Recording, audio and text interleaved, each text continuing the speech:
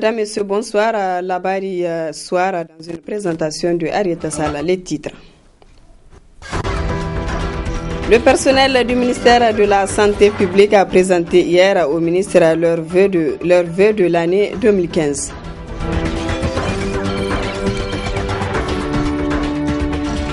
La situation en Libye devient de plus en plus préoccupante. Le gouvernement appelle au secours pour sauver la Libye déstabilisée.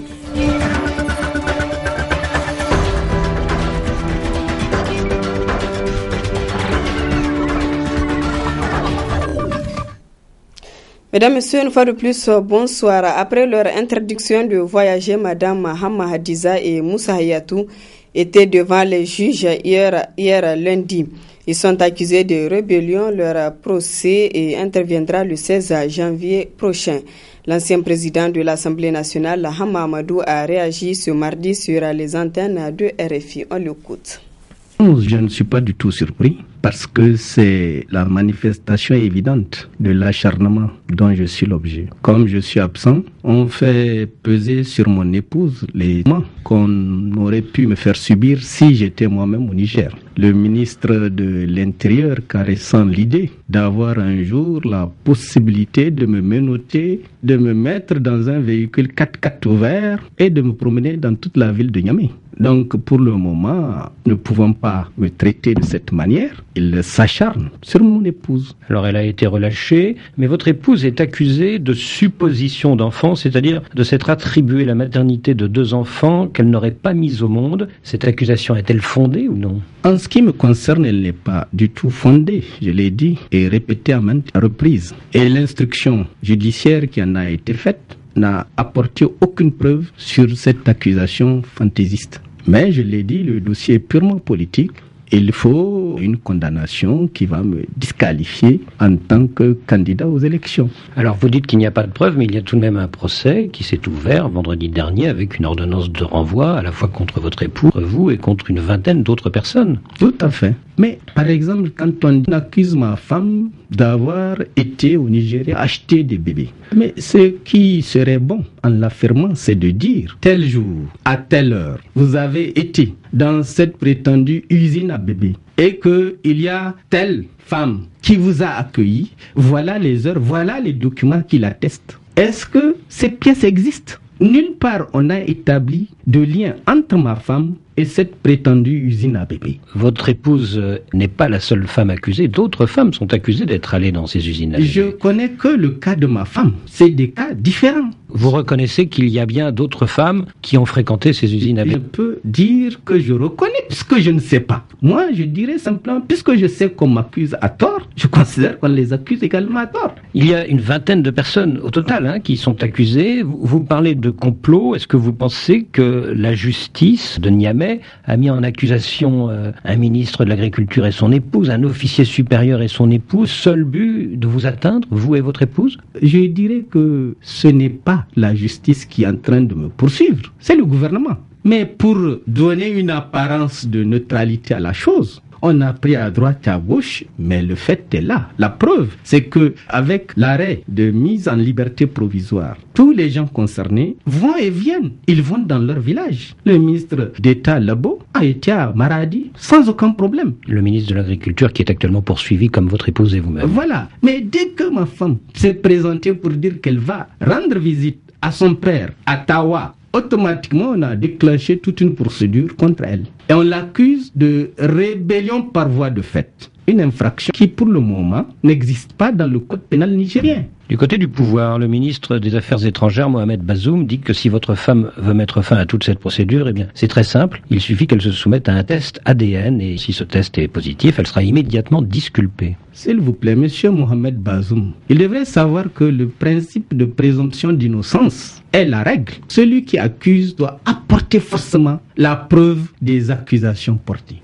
Aucune obligation ne pèse sur aucun citoyen nigérien de faire un test ADN. Et la preuve, c'est que le juge d'instruction, dans son instruction lui-même, n'a jamais demandé à personne de faire un test ADN. Oui, mais si demain votre épouse et vous-même vous voulez éviter toute condamnation, est-ce que vous n'auriez pas intérêt, au-delà des questions de droit, eh bien voilà, à vous soumettre à ce test ADN pour éteindre toute polémique? C'est vrai, c'est la voie la plus facile. Mais moi, j'ai des avocats qui m'ont conseillé de ne proposer cette solution que le jour où on m'aura apporté devant le tribunal des preuves des accusations portées. À ce moment, en contre-proposition, peut demander le test ADN, mais pas avant. C'est ça, c'est une arme que vous gardez pour plus tard. Pour plus tard, nous sommes dans un procès politique. Donc, puisqu'ils disent qu'ils ont des preuves, nous attendons qu'au procès, ils exhibent les preuves et qu'à ce moment, nous proposions des contre-preuves. À ce moment, on peut dire, bon, puisque vous avez cette preuve, nous proposons le test ADN. Le ministre de l'Intérieur, Assoumi Massaoudou, affirme que si à l'issue du procès vous êtes condamné, eh bien, vous devrez vous livrer à la justice de votre pays, sans quoi le Niger lancera contre vous une procédure d'extradition. Je vous dis que ce sont des analphabètes en droit. Dès le début, j'ai dit, lancez contre moi un mandat d'arrêt international, demandez l'extradition afin que le dossier soit envoyé en France et que des juges dont la compétence et la neutralité ne peuvent pas être mises en doute examinent si oui ou non il y a des charges qui pèsent contre moi. Donc ils seront obligés d'envoyer le dossier ici. Et ça m'arrangerait d'ailleurs parce qu'à ce moment on verra si les juges nigériens ont rendu un jugement objectif ou si ils ont répondu aux instructions du gouvernement. Il faut prouver que le procès n'est pas politique. Poursuivant notre série de la rétrospective 2014, aujourd'hui vous suivrez les faits qui ont marqué l'année 2014 au Niger sur le plan politique. Rendez-vous donc en fin du journal. Présentation des vœux hier après-midi du personnel du cabinet du ministère de la Santé publique au ministre. Une occasion également de faire un bilan de l'année 2014. Le compte-rendu de Nasser Dantofo et Sadou Doumi. C'est devenu une coutume pour les collaborateurs des différents ministères au sein de Nouvel An de présenter leurs vœux les meilleurs aux responsables de leur ministère. Ceux du ministère de la Santé ont choisi cet après-midi du 5 janvier pour présenter leurs vœux du Nouvel An au ministère de la Santé. Une occasion également à ses collaborateurs de présenter le bilan de l'année écoulée. La cérémonie qui nous réunit ce jour est aussi l'occasion pour jeter un regard rétrospectif sur l'action du ministère de la Santé durant l'année écoulée. 2014 a été une année d'intense activité dans notre secteur. En effet, sous votre conduite, le ministère a amorcé la mise en œuvre de certaines réformes telles que la mise en place des mesures organisationnelles et institutionnelles pour l'amélioration des performances des districts à fort poids démographique, le financement basé sur les résultats, la gestion axée sur la performance, le développement d'une approche communautaire intégrée autour des cases de santé, la révision du système national d'information sanitaire. La mise en œuvre du plan de développement sanitaire 2011-2015 a été évaluée en interne tout comme en externe par un cabinet indépendant. En outre, il y a eu l'enquête de satisfaction auprès des bénéficiaires, c'est-à-dire la population nigérienne. Les résultats très encourageants ont été enregistrés, notamment en ce qui concerne la satisfaction des usagers de nos services. Sur l'offre des soins et services, 66,5% des répondants l'ont positivement apprécié. L'accès a été positivement apprécié à 69,4% et les activités préventives et promotionnelles appréciées positivement à 89,4%. Ce qui nous amène à un taux global de satisfaction de 60%. La bonne appréciation de la mise en fonctionnalité des cases de santé et l'affectation des médecins au niveau des centres de santé intégrés a également été relevée par cette enquête. Le ministre de la Santé, très ému, a rendu un hommage mérité à l'ensemble des travailleurs socio-sanitaires pour les efforts consentis. Le ministère de la Santé publique, grâce aux efforts de l'ensemble des travailleurs, a certes réussi des avancées significatives en matière de la vaccination de la femme et des enfants, du renforcement des capacités et de l'amélioration de la qualité des soins. C'est ensemble que nous avons contribué à rendre opérationnel 7 centres de santé de la mère et de l'enfant. C'est ensemble que nous avons rendu opérationnel les blocs opératoires des hôpitaux du district. C'est ensemble que nous avons réalisé 5 passages de journées nationales et journées locales de vaccination. C'est ensemble que nous avons procédé à la restitution des évaluations à mi-parcours du PDS 2011-2015 et de l'enquête de satisfaction des bénéficiaires. Nous poursuivons également ensemble le combat contre la mortalité maternelle et infantile. C'est aussi ensemble que nous avons élaboré plusieurs documents stratégiques qui constituent une opportunité pour le renforcement de la santé de la femme, des jeunes et du monde rural. Le ministre a également saisi l'occasion d'appeler les syndicats du secteur de la santé à s'unir afin de développer des actions visant à éveiller la conscience des professionnels du domaine de la santé pour une meilleure promotion de la qualité des soins à l'endroit de la population nigérienne. À l'occasion de la nouvelle année 2015, le groupe Labari donne l'opportunité à ses partenaires de s'adresser à leurs clients. Parmi ses partenaires, la société de production de jus Safi et la société de compagnie de téléphonie mobile Move Niger. Cette nouvelle année qui commence, nous ne pouvons que d'abord remercier en tout cas tous ces Nigériens qui ont cru à ce jus-là, le jus Safi, en si peu de temps. C'était en 2014, nous n'avons pas 7 mois d'existence, mais ces Nigériens ont accepté ce jus, ont cru en ce que nous faisons comme jus, vu la qualité qu'il y a en tout cas dans ce jus-là. Alors, c'est de le renouveler aujourd'hui pour ce qui concerne l'année nouvelle, en tout cas toute notre gratitude, toute notre confiance, et nous osons aussi espérer que cette année encore sera 100% en tout cas, consommation du jus Safi. Depuis que nous sommes sortis, c'est d'abord avec 10 variétés. Alors l'année nouvelle, c'est avec de nouvelles perspectives également. Certainement que dans les jours à venir, les Nigériens vont voir encore d'autres variétés qui vont sortir. Car pour ce qui concerne la qualité y est toujours. Ce que nous cherchons à faire encore, c'est une amélioration encore, parce que il faut toujours chercher à améliorer ce qu'on fait dans la vie, et c'est ça justement que la société de jus Safi Sall est en train de vouloir faire. Nous allons profiter de cette année nouvelle, en tout cas pour présenter nos vœux les meilleurs, en tout cas à toute la famille nigérienne. On va avoir une pensée à l'endroit de ces militaires qui sont tombés sur le champ d'honneur, il faut le dire, c'est une pensée très positive à l'endroit de leur famille. Nous allons penser aussi à ces jeunes diplômés qui sont à la recherche d'un emploi, que cette année nouvelle apporte en tout cas tout cela à ces fils du pays-là.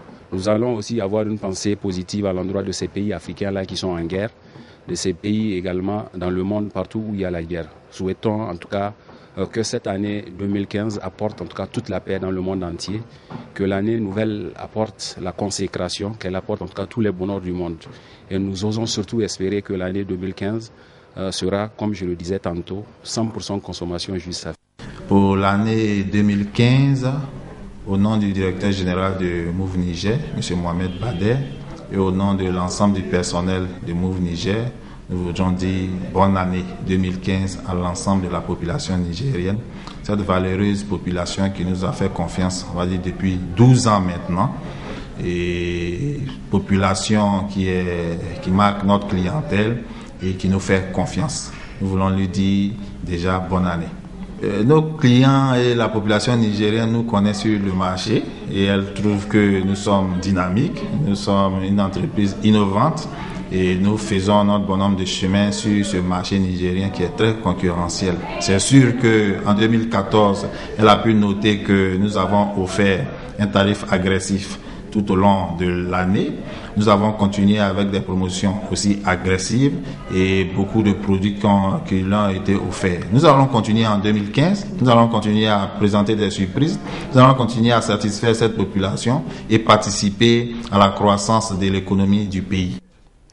La société en Libye devient de plus en plus préoccupante. Le pays est déchiré. Le gouvernement appelle au secours pour sauver la Libye déstabilisée depuis la chute du régime Kadhafi. Reportage Hassan Saleh Mustafa. La Libye, plus que jamais déstabilisée 4 ans après l'opération Harmattan qui a mis fin au régime du guide de la révolution libyenne Mohamed Kadhafi, des voix s'élèvent de plus en plus pour une nouvelle offensive militaire dans ce pays.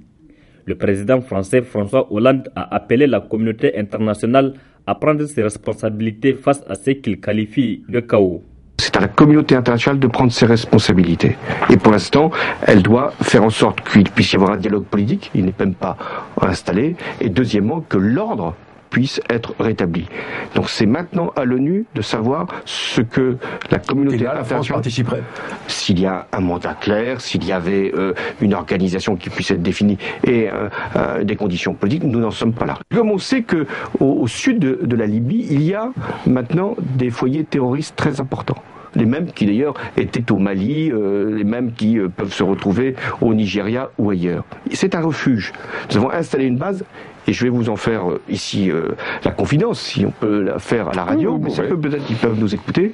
Nous les frapperons chaque fois qu'ils sortiront de ces lieux où ils se sont cachés.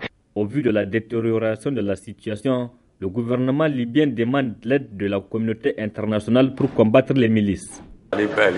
Aujourd'hui, j'ai demandé officiellement à la Ligue arabe d'intervenir pour protéger les institutions vitales sur tout le territoire libyen et pour empêcher les groupes terroristes d'avoir recours à la violence. L'intervention militaire étrangère est inacceptable et si nous avons besoin d'une intervention, elle viendra de nos frères arabes. Pour l'ancien président de l'Assemblée nationale du Niger, Hama Amadou, l'offensive militaire en Libye ne va pas être une solution à la situation actuelle. La Libye a besoin de l'appui des pays amis pour l'aider à conforter le pouvoir en place. La Libye n'a pas besoin d'une intervention militaire étrangère et contre la volonté des responsables politiques libyens. Je suis contre le principe que des pays africains ou étrangers interviennent militairement en Libye sans l'accord des autorités libyennes légitimement installées. Aujourd'hui, la Libye est devenue le sanctuaire de tout ce qu'il y a comme malfrats, comme terroristes, comme trafiquants. La dégradation de la situation sécuritaire en Libye était au centre d'une réunion hier lundi au Caire en Égypte sur convocation de la Ligue arabe.